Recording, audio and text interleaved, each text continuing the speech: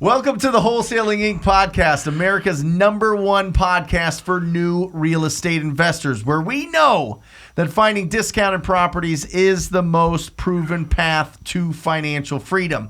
I am your host, Brent Daniels, Mr. TTP, Mr. Talk to People, and I am telling you this without a doubt, that if I can do this business, so can you. So let's get started.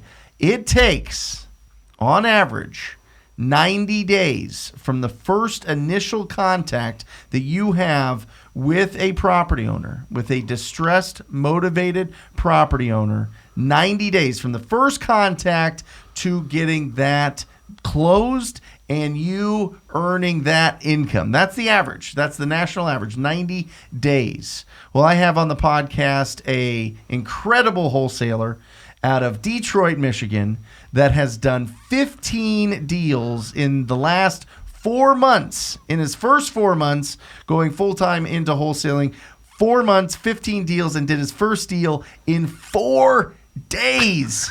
Scott Henson, welcome to the podcast. Pleasure to be here, man. All right. Pleasure to be here. So, getting out fast. You have some experience. You were a real estate agent for a decade. So you understand the contracts, you understand the process. So there wasn't a lot of mystery to this business. It was just going after the right properties. Is that right? Yeah, and realizing that the margins were a lot better on this end of things. Sure. So, I mean, obviously, in Detroit, the property values are about $100,000 or less. Mm-hmm. That's our average. And I know you're big.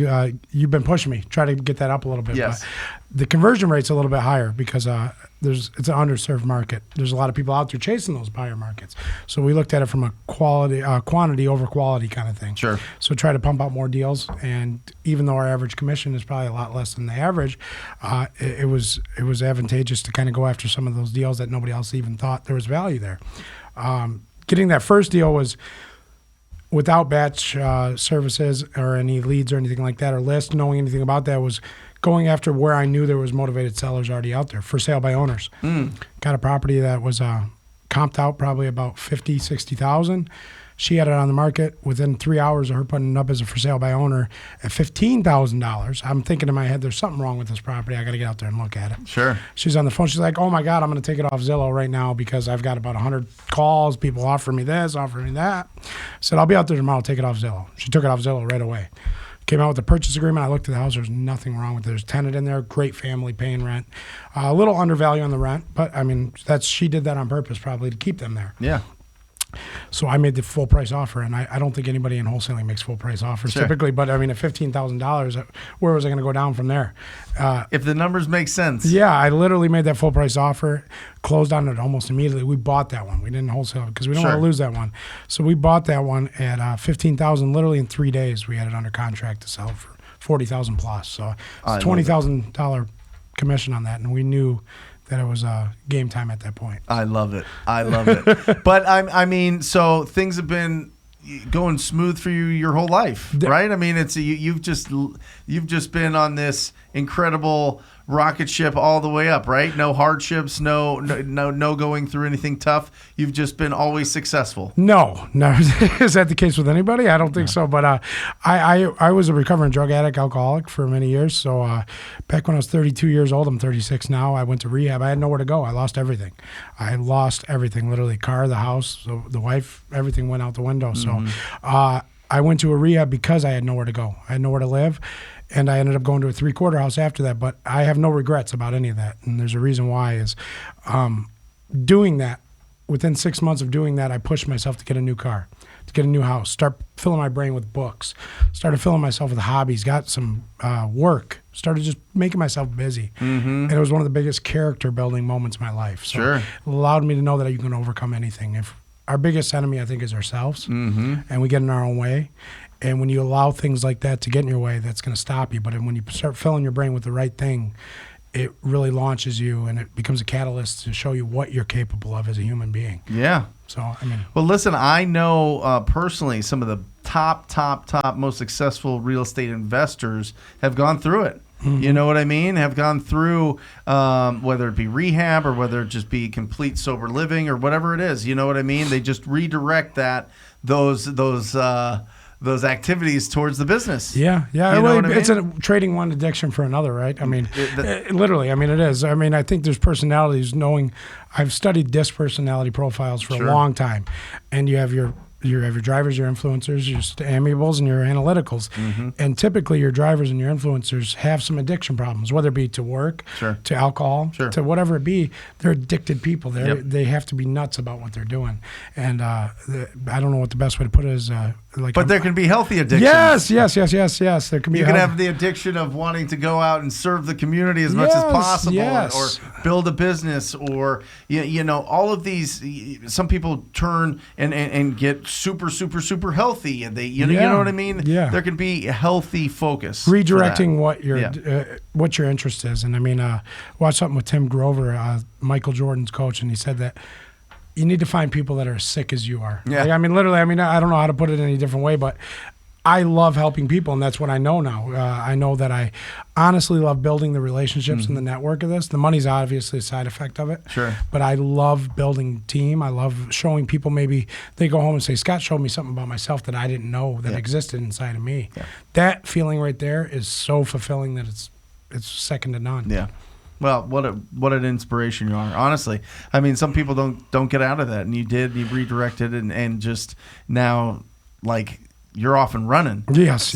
So let's talk about Detroit. So Detroit is a very unique market. The average price point is going to be less than $100,000, sometimes well less than $100,000. What's going on with the economy there? What's going on with the area? Because we have a lot of listeners, a lot of viewers to the YouTube channel in Detroit. You know what I mean? Like it's a big market. Yes. The price points are incredible. There's a lot of opportunity there. So the absentee, your renter to versus homeowner is about 50-50 there. Ooh. So I mean, you literally have about 50% of the people that occupy Detroit are renters.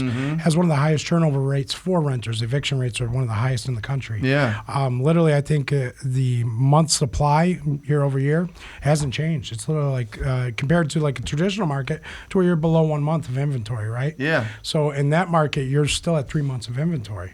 So I mean, there's a ton of inventory to cycle through, and that's why I kind of seen an opportunity there. I mean, I've serviced that as an agent, and I've seen that there's an underserved market there, and there's still a ton of inventory. You call the homeowners there, and they're not being bombarded or saturated with everybody else calling them as well. Sure. They might be now that I'm talking about it.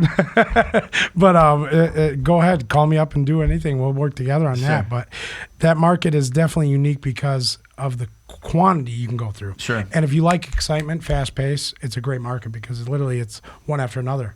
I have so many deals coming to my plate that I have to analyze and teach other people how to analyze now that it's bombarding. I forget about a deal because the next one's right in front of me all the time. But if you have a fast-paced mind like that, it's a great market. I mean, it honestly is. So what's the average price points that you are getting these deals at, and then what's the average that you make on them? So I mean, you made 20 on that one. That was, and you jumped the gun here because we got a bell ring to do on some of these things. So we'll break down another deal, but. Yeah, what's the average deal size? So our average deal size is going to be anywhere from $30,000 to $60,000 is going to be the actual ARV on it. The house. Yes.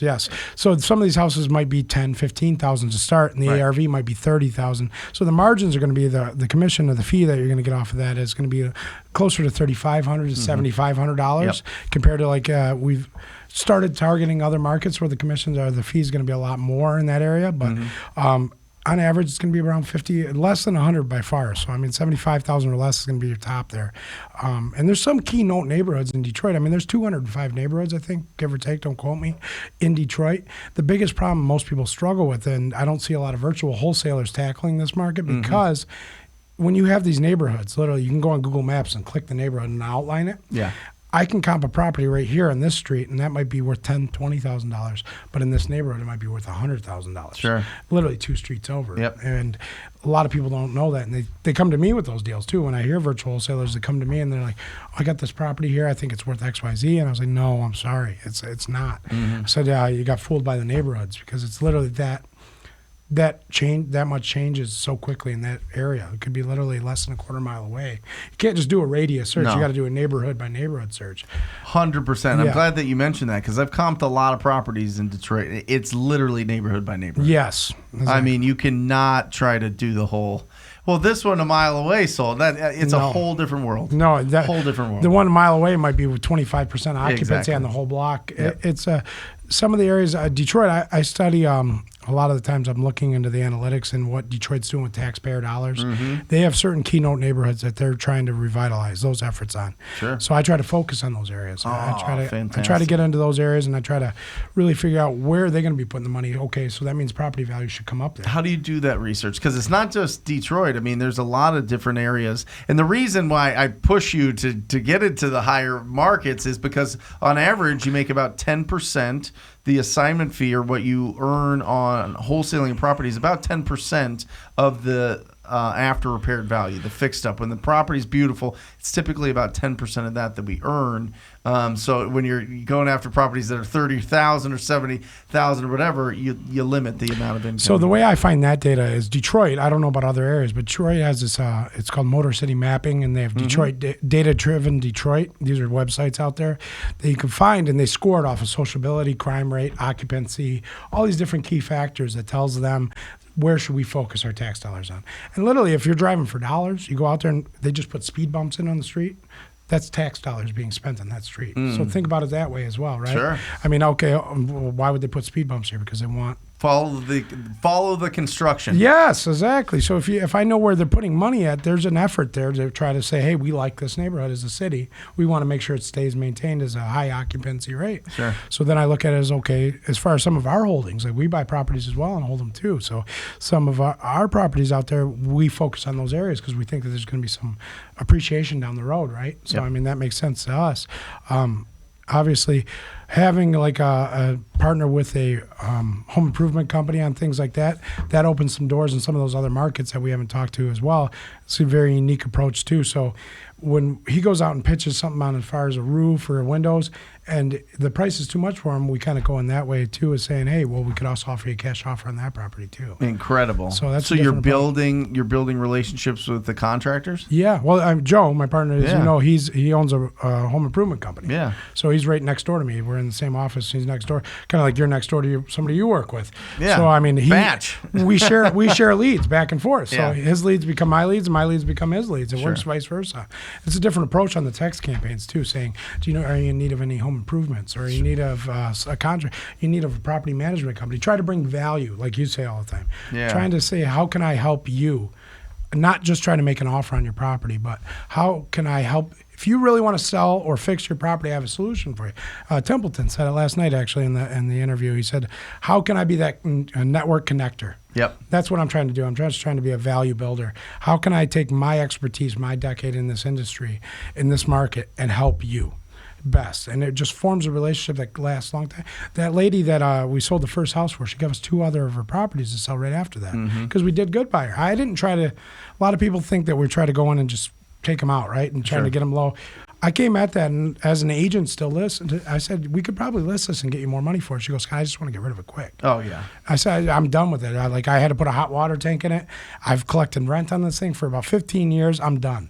Said, I just want to get out quick. As soon as I got her the money in her pocket, you know what happened? She said, Scott, I got 2 other properties. I was like, perfect. I was like, perfect. That's one of the 3 was the one we closed today. So I love the idea of going to all the different contractors, roofing yeah, for sure, yeah. plumbing, right? Mm-hmm. I mean, some of these bigger ones, maybe it's probably not kitchen remodels. It's more like an aesthetic, but anything that is mechanical, Necessary. yes, Yes. anything that's necessary for this for properties, you can go and build those relationships, and maybe you go on appointments on other leads, and they're like, well, we just want to kind of fix it up and sell it. Well, do you need a roofer? Do you need? It's a two-way street. Building that referral network. I love that. Building that I referral love that, network. Scott. That is The incredible. referral network was something I learned as a real estate agent. Sure. This is building a relationship with a probate Yep. lawyer, building a relationship with a bankruptcy lawyer, Sure. building a relationship with a plumber, roofer, contractors. And if I send you business, could you send me business? Yeah. it'll happen. You give them something, the law, what I can never say this damn word, the law of reciprocity. Reciprocity. Reciprocity. The Yeah. law of reciprocity says that. Listen, I can barely speak English as it is. I mean, I'm sure people listen to the podcast long enough are like, oh gosh, but Brent. that law is true. Yeah. I mean, the Go Giver taught me that as well. Yeah. I mean, obviously, seeing what's in yourself and giving out there, Yep. definitely it comes back to you. It I definitely love it. does. I love it. So what's the big goal? What do you see? What do you see, going forward? I love asking this question on this podcast because I think it's important that we have a vision for the future, but we stay present in the moment and do the work, right? But there has to be something that we're going to. There has to be excitement because once you get to the point where you're doing, you're closing 5 deals this month. You closed a deal today while Yes. you're in Phoenix before we even started this podcast, My right? dispo manager texted me, said we closed on Strathmore. Right. So, I mean, that was okay, perfect. Great. I was actually in the bathroom doing my hair. Right. When I got there, I was like, I just closed on one. So I was Right. like, great, awesome. But So once you get to the point, once you win this game of wholesaling and sourcing the opportunities, what's the big vision? so I know that we set aside what we want to do our annual goal. I mean, I know Yeah. I want to do 100 transactions this year at about an average of 7,500. That gives us about $500,000 plus $700,000 revenue kind of thing there. Yeah. But the big goal would be to kind of where you're at. This is my path. I don't like working. I don't think anybody enjoys working. I mean, I work my ass off, excuse me for cursing, but I literally the guy that put a couch in his office so when he's there past midnight, he can sleep there instead of driving an hour home. Sure. So my big goal would be is what your team structure kind of looks like. Setting up the appropriate people, finding the correct people, disc testing them, making sure they're capable of doing that position, teaching them to the best of my ability, and maybe starting some other businesses on top of this, but only having to come and meet with my managers 5 hours a week or 10 hours a week to go over the KPIs and stuff like that, and kind of just sit down and narrow that down and be able to say, okay, this business is sufficient. Now I can start doing some of the things I want, travel with my son, go show him the world, show him economics. God, I mean, if they taught economics more in school, wouldn't we have a different country? We'd have a different world, I think. So, I mean, teaching him the things that I wish somebody would have taught me at the age. Because I think this whole thing is the people that you surround, like you said last night, show me your 5 best friends, I'll show you your future kind of thing. Yep. So if I had those 5 best friends when I was 18 getting in trouble and doing bad things and getting in trouble with the law and everything like that, if I had a whole different circle at that age or in that age bracket from growing up, I think my whole life would have been it would have been a little different, a little quicker. Sure. Now, I don't regret anything, and I said that. I think every step I've taken to get to where I'm at was a necessary step to allow me to be able to deal with what I'm dealing with right now. So, I mean, but at that same aspect, it could have been like, damn it. But you know what? I can make it better with my son. I can make that next step better for him. And I can make him the best versions of myself and make sure he grows quickly and prospers to do whatever he's meant to do. Yep. I'm not going to force anything down his throat. I know that I'm going to try to help him find his true vision and his true path and push that all the way full forward and give him a path to success. Financial freedom, as you say. He sees you doing it. You know He what was I mean? driving for dollars with me 2 days it. ago. 2 I days ago, love it. Daddy, we driving for dollars? I said, yep. He's only 4. So, Well, how do you get your deals? What do you do? We have a multitude of different ways we get them. So I have all the batch service. I have batch leads, batch driven, batch dialer. Okay. So we stack list for motivations. Obviously, we do absentee vacants. And I think we just looked, me and your disposition manager, Jeremy, we looked, and I think there's 20,000 vacants right now, or 20 or 30,000 vacants in Detroit, and absentee owners on top of that. So it's a very high market with absentees. So we stack for motivations. That's one way. I actually have like a little bit of a spiff program. I give out a cut to anybody. That's why we kind of went with deal machine and batch driven. We have deal machine and batch driven. Batch driven allowed us to add more drivers at a discounted price, and if they're as well, they're not all the time doing it, right? Like, okay, they see a house and they just tag it and say, Scott, I got one. Yeah. Put it in there. I'll give them a little bit of a cut of the deal. I'll throw them 5-10% of the deal, whatever we get on the profit on end of it. So I've got 10 drivers that I've got added to the batch driven that we might add properties that way. Then we dedicate my 2 acquisitions guys and myself. We go out and we drive probably 2-3 hours a day looking for properties, and we geo-target certain areas. Yeah. So we have that, and then I always look at FSBOs because that was my goal right off the beginning. So, on Zillow? Yeah, You go on Zillow, I go on Zillow. and just pull it? So unlike other markets where you might think that you go to Zillow and you look for the old Zillow FSBOs, I go in there and look for the 1 days. Right. I go filter it down to for sale by owner, 1 day on the market. So it just came out. Because they might not know what their property's worth. They might not have an idea what that should be priced at. They just threw it out there, and they're always throwing it up here because they think somebody's coming in down here, right? So I'll come in there and I'll use data to say, hey, this is what your property is actually worth. I know you just put it on there. You do have a want or need to sell it, right? Mm-hmm. And they say yes. And I say, well, what's your timeline look like that? If I could get it closed in 14 to 30 days, is that something that you're prepared to do? 4 pillars of motivation there. So I go into it, and they're, yeah. And you're getting those yeses. And by the end of the day, I'm making offers on all my for sale by owners. So, I mean, I don't hear too many people on podcasts about wholesaling talking about calling for sale by owners. Why do you think that is?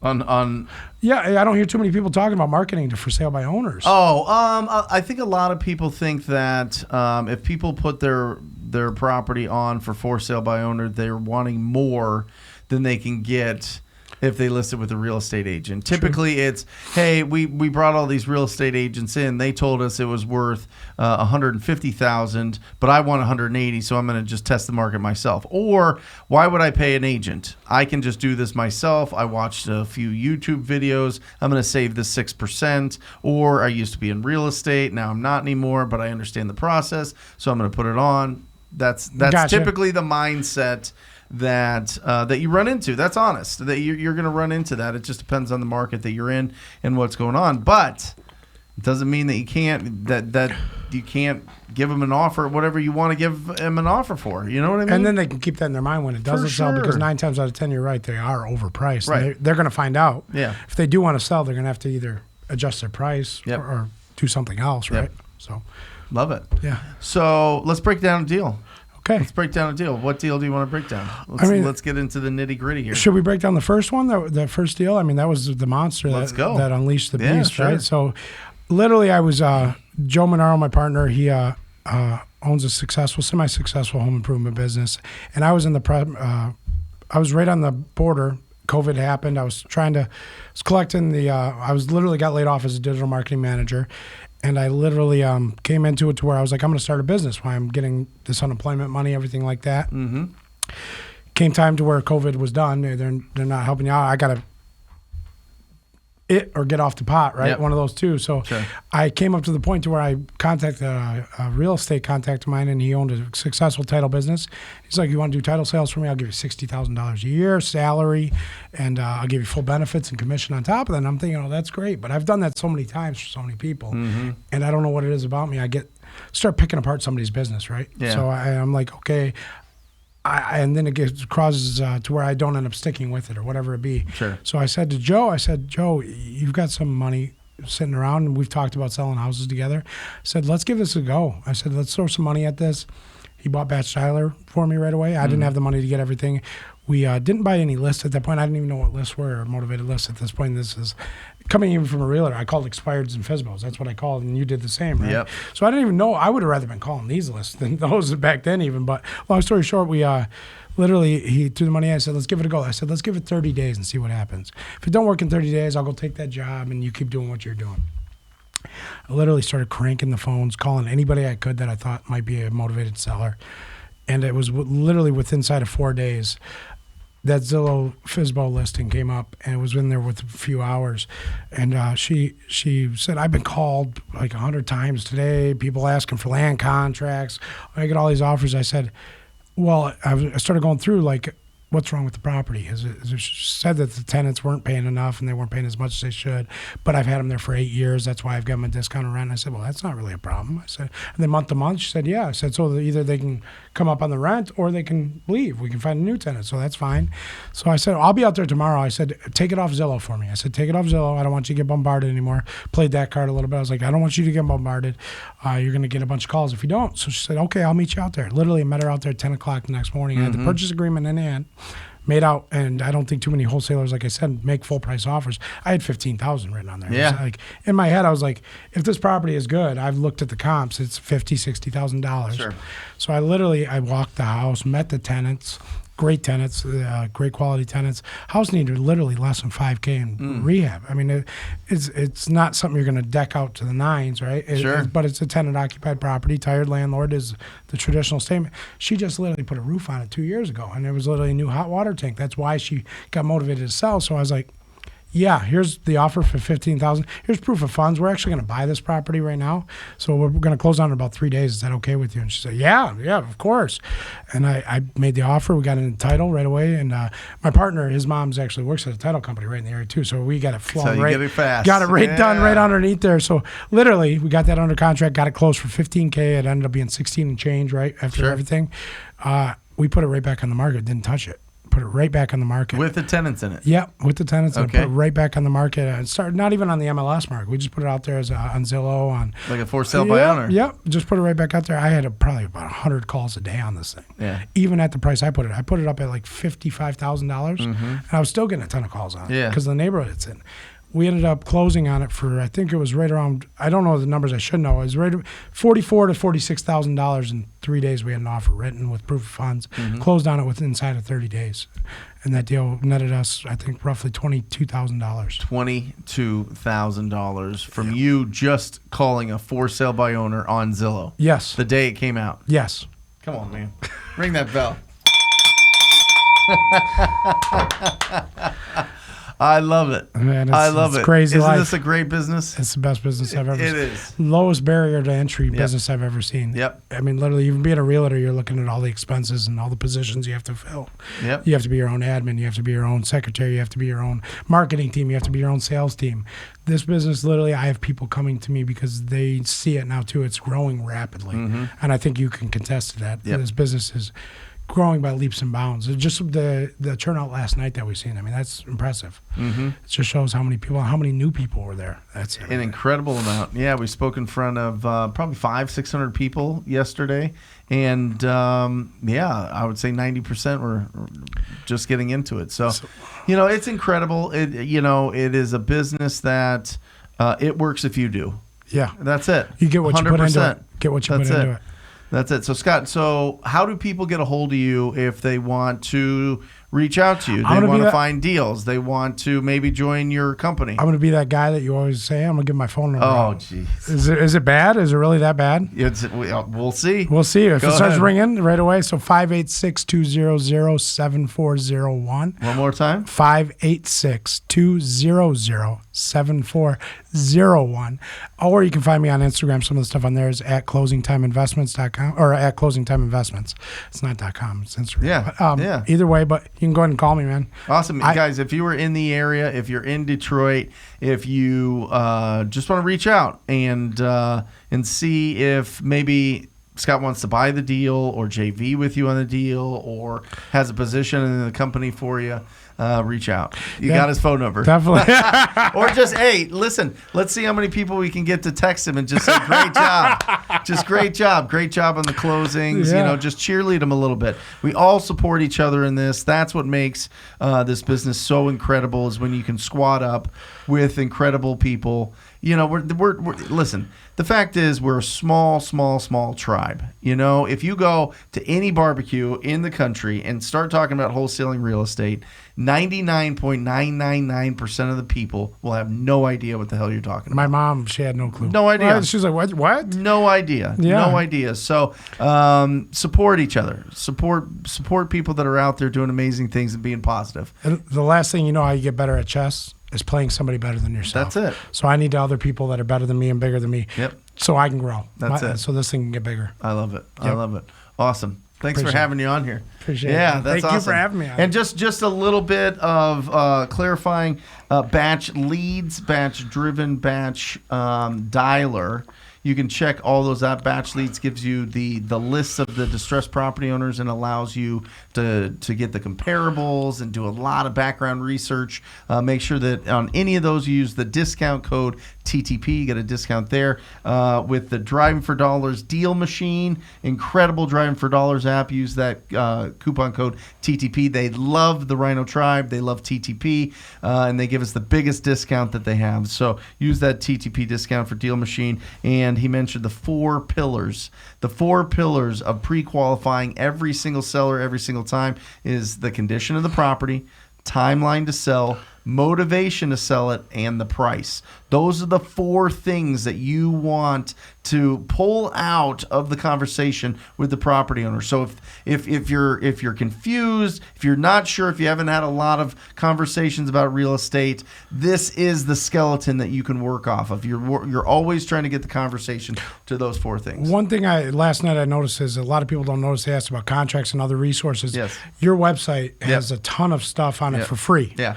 ttpinsider.com. Thank you. ttpinsider.com. Go to the tools and resources, the toolbox section in there. It's bananas. I mean, it is really, really, we put a lot in there. Absolutely free. That's ttpinsider.com. And if you are interested in joining the most proactive group in real estate investing, it is the TTP coaching program. It is the TTP family. Go to wholesalinginc.com/TTP. Wholesalinginc.com/TTP. Check out what it's all about. See what all comes with the coaching, and check out all the incredible wholesalers from around the country that have just exploded their business in the coaching program. And if it feels good in your gut, sign up for a call. And that's it. I will sign off as I always do, encouraging you to go out there and talk to people. Till next time. Love you guys. See ya.